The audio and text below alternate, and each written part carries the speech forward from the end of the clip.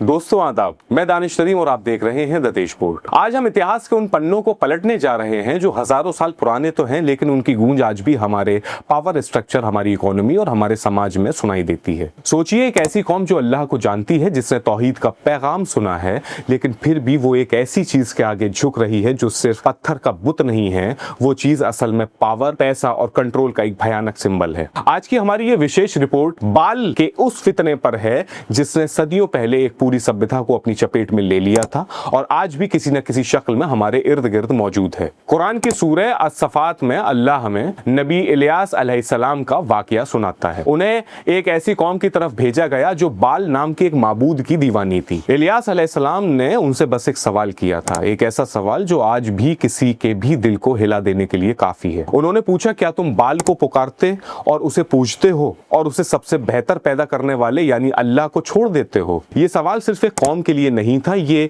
हर उस इंसान के लिए है जो खालिक को छोड़कर मखलूक के बनाए हुए सिस्टम्स के आगे सजदा करता है। इब्न कसीर के मुताबिक बाल शुरू में कोई बुत नहीं था, ये एक लक़ब था जिसका मतलब है आका, मालिक या सरदार। पुरानी सेमेटिक जबानों में ये लफ्ज शौहर के लिए भी इस्तेमाल होता था, लेकिन वक्त के साथ कहानियों ने और इंसान के लालच ने इसे एक खुदा बना दिया। नबी इलियास अलैहिस्सलाम के जमाने तक हालात इतने बिगड़ चुके थे कि वहां के बादशाह अहाब और उसकी बीवी जजेबेल ने बाल की पूजा को मुल्क का सरकारी मजहब बना दिया था। जरा सोचिए, उस दौर में बाल के 450 ऐसे रहनुमा थे जिन्हें सरकार तनख्वाह देती थी और जो बादशाह के दस्तरखान पर खाना खाते थे। ये वो लोग थे जो आज के दौर के इन्फ्लुएंसर्स की तरह समाज को बताते हैं कि क्या सोचना है, किसकी पैरवी करनी है और किसकी इबादत करनी है। बाल का वादा बहुत लुभावना था, बारिश, अच्छी फसल, दौलत और कामयाबी, लेकिन इस चमक दमक के पीछे एक बहुत ही अंधेरी हकीकत छिपी थी। लोग बाल को इसलिए नहीं पूछते थे कि वो बेवकूफ थे, बल्कि इसलिए पूछते थे क्योंकि वो डरे हुए थे। उन्हें खौफ था सूखे का, भूख का और अपनी जिंदगी पर कंट्रोल खो देने का,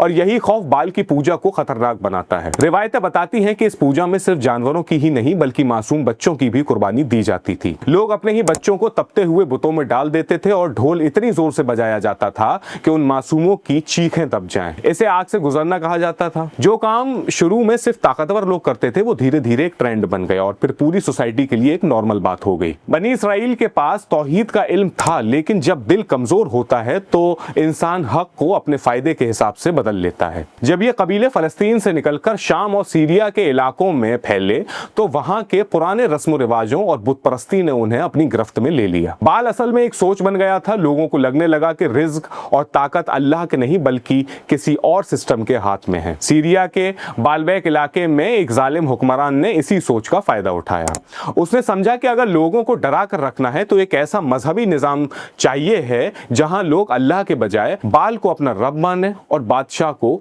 उसका प्रतिनिधि यानी रिप्रेजेंटेटिव। यानी बुत परस्ती सिर्फ इबादत नहीं बल्कि सत्ता और पावर का एक जरिया बन गई। बाल की इबादत ऊंची जगहों और पहाड़ों पर बने मंदिरों में होती थी। वहां पुजारी लोगों को यह यकीन दिलाते थे कि अगर बाल खुश रहा तो बारिश होगी, अगर नाराज हुआ तो सूखा पड़ जाएगा। कुरान ने इस फितने को बहुत साफ लफ्जों में बयान किया है, लेकिन बात सिर्फ पुरानी तारीख की नहीं है।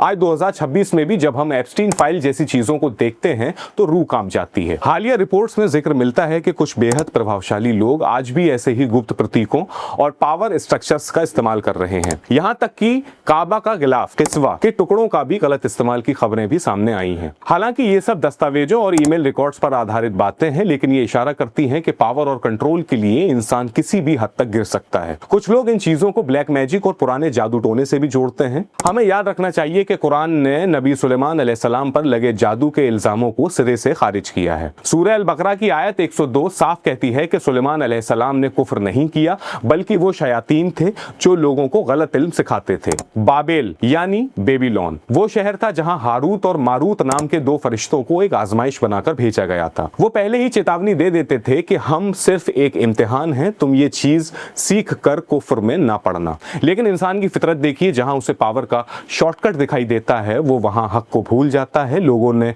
उस इल्म का इस्तेमाल घर तोड़ने और नफरत फैलाने के लिए किया। आज के दौर में भी बाल का ये फितना नए नए रूपों में हमारे सामने है, चाहे वो पैसे की हवस हो, पावर का नशा हो या दूसरों पर कंट्रोल करने की चाहत। ये सब हमें उसी अंधेरे रास्ते पर ले जाते हैं जहां इंसान अल्लाह को भूलकर मसनूई यानी आर्टिफिशियल खुदाओं के आगे झुकने लगता है। इस्लाम हमें सिखाता है कि रूहानी रास्ता दुआ, इबादत और सीधी हिदायत से खुलता है, ना कि किसी सीक्रेट फॉर्मूले या ब्लैक मैजिक से।